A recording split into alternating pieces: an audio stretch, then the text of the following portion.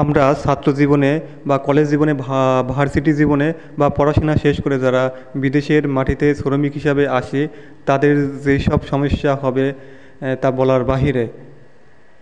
প্রিয় দর্শক, আপনারা দেখতে পাচ্ছেন আমার ভিডিওতে একজন মিস্ত্রি কাজ করছেন। আমরা দুইজন রেফারিংয়ের কাজ করি। এই মিস্ত্রি কিন্তু বাংলা পড়তে পারে না, লিখতে পারে না, তেমন হিসাব মিসাবও বোঝে না, কিন্তু তিনি কাজ জানে। তার বসের কাছে তার একটা মূল্য একটা অন্যরকম।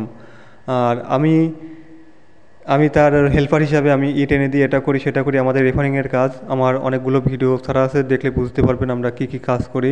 সব কাজ আমারই করতে হয়, দেয়াল ভাঙো ও ভাঙো, মানে এটা আনো ওটা আনো। বসও আমাকে হুকুমের পরে রাখে, সবসময় দূরের পরে রাখে। ভিডিওটি করছি আমি খুব চুরি করে, এখন বস নাই এর জন্য আমি ভিডিওটি করতে পারছি। এই হলো আমাদের অবস্থা। যারা পড়াশোনা করেও বিদেশে কামলাগিরি করতে আসবেন, অবশ্যই বাংলাদেশ থেকে বা কাজ শিখে আসলে বিদেশের মাটিতে জন্য আপনার জন্য মঙ্গলময় হবে।